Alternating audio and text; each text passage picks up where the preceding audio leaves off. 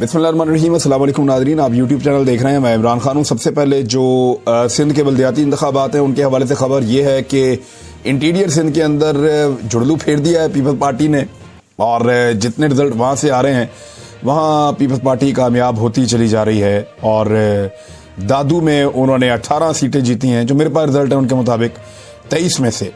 और दादू में हालांकि अभी तक पानी खड़ा है, हालात बहुत मुश्किल है। लोग पीपल्स पार्टी को ढूंढ रहे थे, लेकिन पीपल्स पार्टी ने वहां से भी वोट ले लिए हैं। अब आप अच्छी तरह जानते हैं कैसे वोट लेते हैं वो। उसके अलावा सिंध के बल्दियाती इंतखाबात में हैदराबाद में 160 में से 38 रिजल्ट आए थे। जब मैं ये वीलॉग रिकॉर्ड कर रहा हूँ तो 38 की 38 पीपल्स पार्टी ने जीती हुई थी उस वक्त तक। और दीगर बहुत सारी सीटें हैं वहां पे पाकिस्तान पीपल्स पार्टी कामयाब हो रही है। 7 में 15 सीटें, 15 की 15 जो दुनिया न्यूज़ के मुताबिक वो पाकिस्तान पीपल्स पार्टी ने जीत ली हैं।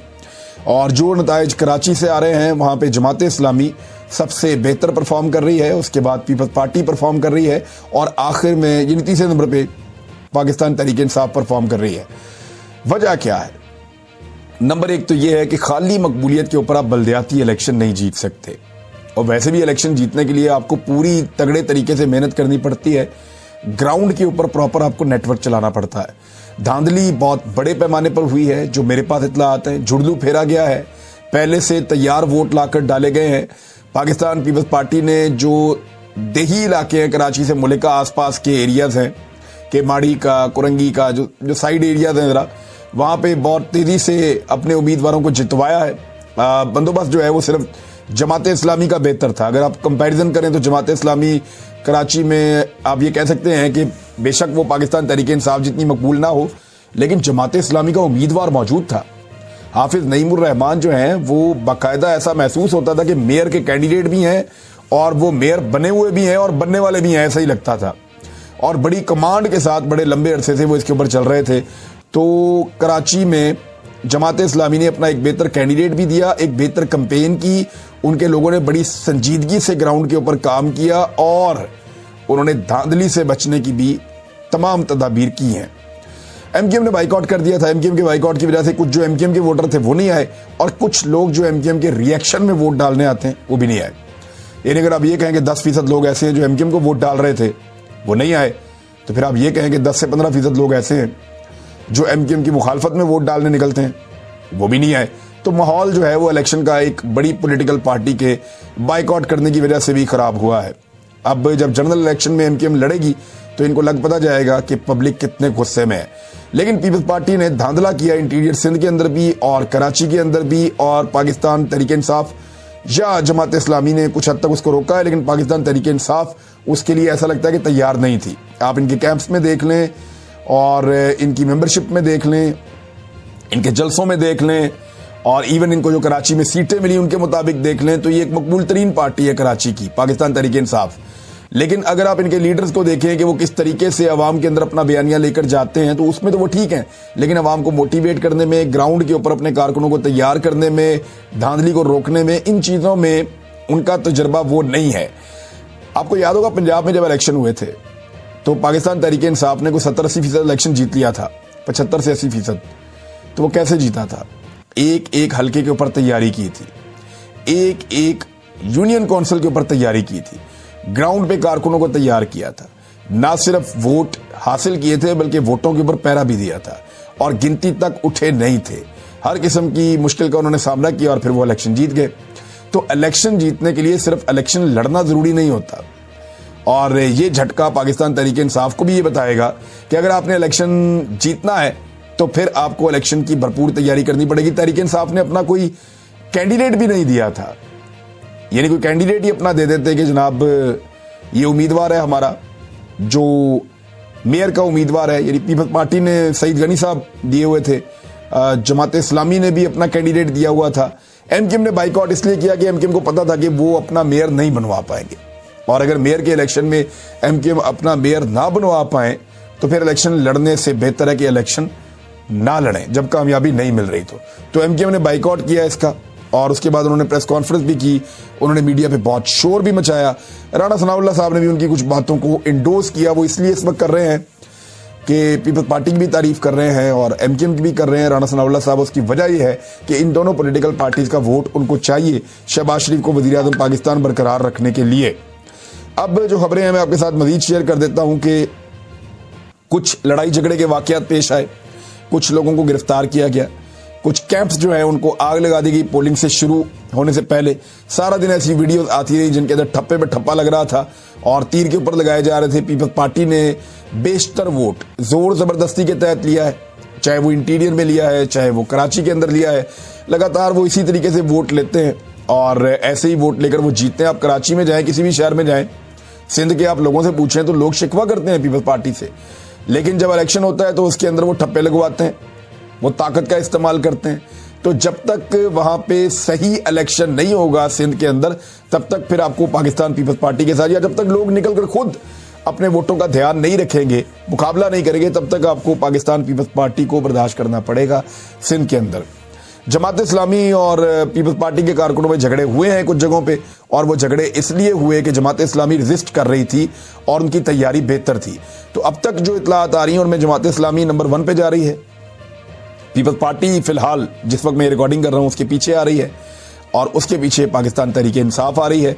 हालांकि तहरीक इंसाफ अगर जो इस वक्त सिचुएशन है उनकी, हुकूमत उनकी गिरने के बाद, रिजीम चेंज होने के बाद, इमरान खान साहब को गोलियां तक लग गई उसके बाद, तो उनके कैंडिडेट्स ज्यादा सीटें जीतने चाहिए थे, लेकिन वो इस इलेक्शन को मैनेज नहीं कर पाए और इलेक्शन डे को तो बहुत बुरी तरह वो इसमें नाकाम हुए हैं।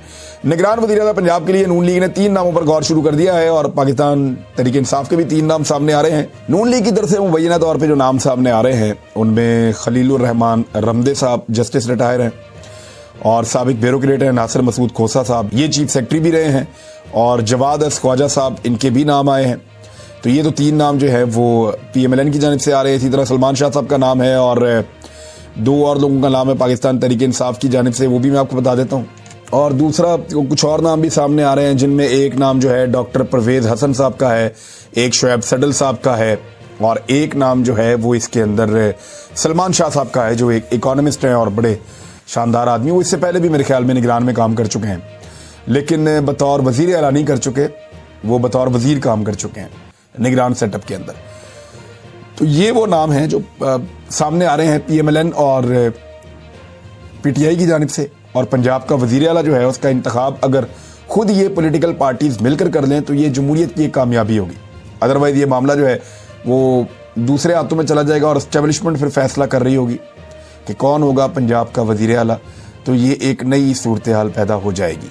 जरदारी साहब वैसे लाहौर में आए थे और उन्होंने आकर यहाँ पे इन चीज़ों पे काम करने का जो है वो शुरुआत उन्होंने कर दी थी, और मैंने आपको पहले भी बताया था कि वो कोशिश करते हैं हमेशा कि सेटअप जितना ज़्यादा हो सके उनके हाथ में रहे और वो उसके ज़रिए से इलेक्शन को अपने कंट्रोल में करें, जैसा कि उन्होंने अभी सिंध का इलेक्शन अपने कंट्रोल में किया, जैसा कि उन्होंने कराची का इलेक्शन अपने कंट्रोल में किया।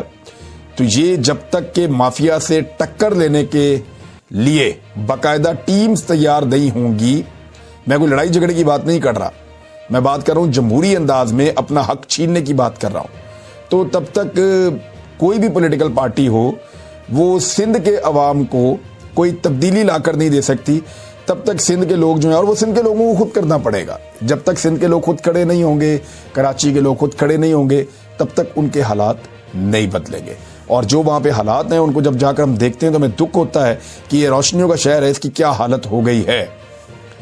बहरहाल अगर जमात इस्लामी के मेयर बन जाते हैं, और मेरे ख्याल में सबसे बेहतर उम्मीदवार जो है वो जमात इस्लामी का मेयर हो सकता है हाफिज नईमुर रहमान साहब, बड़े शानदार आदमी हैं, मैं पहले भी कह चुका हूं, और अगर उनको मौका मिलता है और वो आ जाते हैं तो मुझे ऐसा लगता है कि इससे पहले भी नेमतुल्लाह साहब थे गालिबन कराची के मेयर MKM से पहले, और उन्होंने बड़ा शानदार काम किया था, बहुत सारे मंसूबे शुरू किए थे, एक नया कराची बनाकर रख दिया था।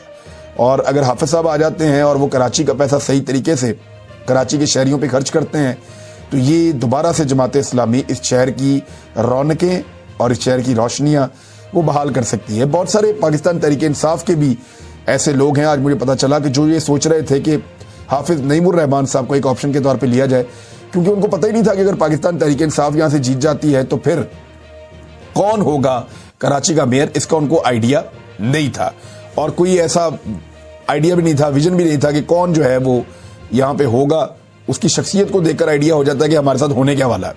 कासिम अली शाह साहब का एक वाकया हुआ और बहुत ट्रोलिंग हुई उनके खिलाफ, तो मैं थोड़ा सा इसके बारे में आपको बता देता हूँ।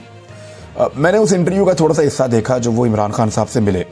इमरान खान साहब से उन्होंने मुलाकात की, मुलाकात करके इमरान खान साहब से बड़ी अच्छी उनकी बातचीत रही। और नॉर्मली वो इंटरव्यूज़ करते नहीं है इस तरह से। मैंने उनको सरफराज शाह साहब के साथ देखा है, वो मजहबी शख्सियत हैं, उनके पास बहुत इल्म है, उनके साथ मैंने उनको देखा कि वो बातचीत करते हुए कुछ वीलॉग्स वगैरह, और मैंने ज़्यादातर उनको देखा वो मोटिवेशनल स्पीकर के तौर पे बातचीत करते हैं। तो मैंने इमरान खान साहब के साथ उनके कुछ क्लिप्स देखे, पूरा उसको सुना नहीं था पहले, और वो देखकर मुझे लगा कि ठीक है, नॉर्मल है, जैसे वो बातचीत हमारे साथ निजी ज़िंदगी में बैठकर करते हैं वैसे ही वो बातचीत इमरान खान साहब के साथ भी कर रहे थे, और उनसे कुछ बातें पूछ भी रहे थे, उनको कुछ बातें बताने की भी कोशिश कर रहे थे।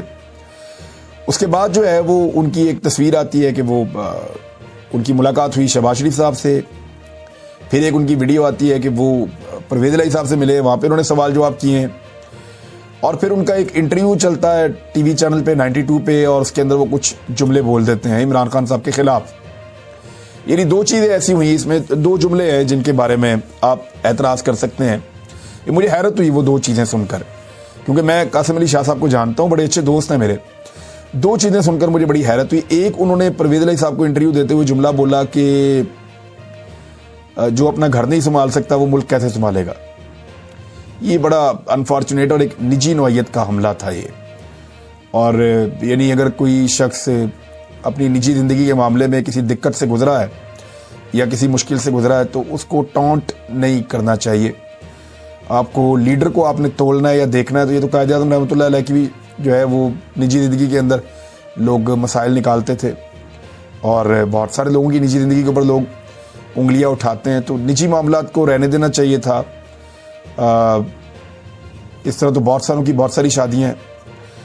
तो अगर उस लीडर के अंदर वैसे ही कोई कमी है, या वो उसकी गवर्नेंस का इशू है, या कोई ईमानदारी का मामला है, या वो बेईमान है, या उसने कोई फ्रॉड किया है, या वो झूठ बोल रहा है, कोई ऐसी चीज़ है तो वो ज़रूर बताना चाहिए था। लेकिन कि जो बंदा अपना घर नहीं संभाल सकता वो मुल्क कैसे संभालेगा, ये थोड़ा सा मुझे ऐसा लगता है कि ये ओवर था, ज़्यादा था। दूसरा, एक और चीज़ जो उन्होंने कही कि इमरान खान साहब लगता है कि क़यामत वाले फ़ैसले भी यहीं करना चाहते हैं। ये एक पाकिस्तान में, आपको पता है, लोग ज़रा मजहबी तौर पे जुनूनी हैं, तो इसको एक मजहबी रंग के तौर पे भी लिया जा सकता है इस जुमले को। और ऐसे ही जुमले हैं जिसमें इमरान खान साहब के ऊपर पहले भी बड़ी तनकीद होती रही है कि वो फितना फैला देते हैं, वो जो है वो बहुत ज़्यादा आगे बढ़ जाते हैं। खुदा न खास्ता लोगों ने बहुत अजीब अजीब बातें और वीडियोस बनाकर उनके बारे में की थी और तौहीन मज़हब के इल्ज़ामात लगाए थे।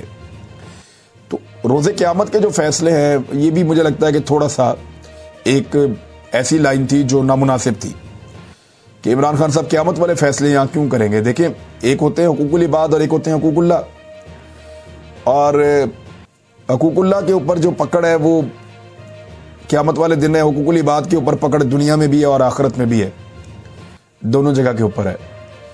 और अल्लाह ताला ने जो शरीयत मुसलमानों को दी है उसमें भी सज़ा और जज़ा का निज़ाम है। दुनिया में जितने मज़ाहिब है उन तमाम के अंदर सज़ा और जज़ा का निज़ाम है, और जितनी आसमानी किताबें हैं उनके अंदर भी सज़ा और जज़ा का निज़ाम मौजूद है। अगर ये सारे फ़ैसले क़यामत वाले दिन ही होने होते तो फिर अल्लाह रब्बुल इज़्ज़त हमें मना कर देते कि कोई किसी को कुछ ना कहे, मैं क़यामत वाले दिन खुद ही तुम्हारे दरमियान फ़ैसले कर दूंगा। वो फ़ैसले ज़रूर करेगा हम सब के, लेकिन उसने ज़मीन के लिए भी कुछ कायदे और कानून बनाकर इंसानों को दिए हैं। पूरी एक शरीयत मौजूद है, शरीयत मोहम्मदी सल्लल्लाहु अलैहि वसल्लम, और इंसानों ने सदियों तक इस ज़मीन पर रहने के बाद बहुत सारे कायदे और कवानीन सीखे हैं और उनकी मौजूदगी में वो रहते हैं। यानी जिस मुल्क के अंदर या मुआशरे के अंदर रूल ऑफ लॉ होता है और पकड़ होती है, सख्ती होती है, वहाँ पे आप देखें वो तरक्की करते हैं, और वहाँ पे मसाइल उतने ज़्यादा नहीं होते, हालात वहाँ के बेहतर होते हैं। और जहाँ पे रूल ऑफ लॉ नहीं होता, सज़ा और जज़ा का निज़ाम नहीं होता, जहाँ सख्ती नहीं होती, वहाँ पे कोई आपके सामने तरक्की भी नहीं होती, ताकतवर की हुक्मरानी होती है, लोग मर्जी के मालिक होते हैं, जिसकी लाठी उसकी भैंस, जंगल का कानून। तो वो इस तरह की चीज़ें होती हैं। मेरे ख्याल में ये दो चीज़ें कासिम अली शाह साहब ने थोड़ी सी ओवर बोल दी, और उसके बाद एक बड़ा खौफनाक रिएक्शन आया पाकिस्तान तहरीक इंसाफ के क्राउड की जानिब से, पाकिस्तान की यूथ की जानिब से, और उन्होंने भी बहुत सारी चीज़ें बोल दी, उनमें बहुत सारी नामुनासिब भी थी। अब उसके बाद कासिम अली शाह साहब ने फिर इंटरव्यूज़ दिए 2-3, और उनमें उन्होंने ये कहा कि नहीं, मैं इमरान खान साहब का वोटर हूँ, पहले भी था, आइंदा भी उनका वोटर रहूँगा, मेरी फैमिली भी उनकी वोटर है, और इतना दलेर आदमी पाकिस्तान की 74 साल तारीख के अंदर कोई नहीं आया, और ऐसा लीडर पैदा नहीं हुआ जो पाकिस्तान में अब पैदा हो गया। तो ये थी जी सारी एपिसोड। अब कासिम अली शाह साहब के साथ हुआ क्या, क्यों उन्होंने इस तरह के जुमले बोल दिए, या वो बैलेंस करना चाह रहे थे, या खुदा न खास्ता कोई दबाव था या कोई चीज़ थी, वो खुद बता सकते हैं, वो ज़्यादा बेहतर मैनेज कर लेंगे इन चीज़ों को। लेकिन मैं जितना उनको सुनता रहा हूँ, मैं बहुत सारी चीज़ों से उनकी मुतासिर हुआ हूँ। कुछ अर्सा पहले एक जगह पे हमने इकट्ठे एक तकरीर को अटेंड किया था, वहाँ मैंने भी तकरीर की थी, उन्होंने भी की थी, और मैंने उनकी तकरीर पूरी सुनी थी। वो ऑडियंस के साथ बड़े अच्छे तरीके से इंटरेक्ट करते हैं, और मैं उम्मीद करूँगा अगर कोई गलतफहमी या कोई ऐसी चीज़ है तो कासिम अली शाह साहब उसको ठीक करेंगे, और वो तमाम पॉलिटिकल पार्टीज़ के लिए और तमाम मकातब फ़िक्र के लोगों के लिए एक एक्सेप्टेबल पर्सनैलिटी हैं। और अगर वो चाहते हैं कि वो सियासत में है, उन्होंने ये सवाल भी, पता नहीं अब उनका अकाउंट है या किसी और का पूछा है, तो मेरी नज़र में उनको ज़रूर सियासत में आना चाहिए और खुलकर बात करनी चाहिए और खुलकर सियासत करनी चाहिए। जो गलत है उसको गलत कहना चाहिए और खुलकर कहना चाहिए, जो सही है उसको सही कहना चाहिए और खुलकर कहना चाहिए, और एक नुक्ता नज़र अपना बड़ा ठोस किस्म का रखना चाहिए कि ये ठीक है, ये गलत है। तो ये एक एपिसोड हुई है, मैंने कहा आपके साथ मैं जो हकायक हैं वो शेयर कर दूं आपके सामने ही। अब सारा कुछ, अब तक के लिए इतना ही। अपना ख्याल रखिएगा, अपने इस चैनल का भी। अल्लाह हाफ़िज़।